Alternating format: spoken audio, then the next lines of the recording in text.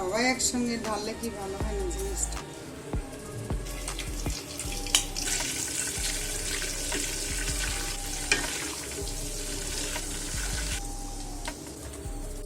এখন আমি বাকিগুলি ভেজে নিচ্ছি। তাহলে আপনারা সবাই ভালো থাকবেন, আমাদের জন্য দোয়া করবেন, আপনাদের জন্য দোয়া রইল।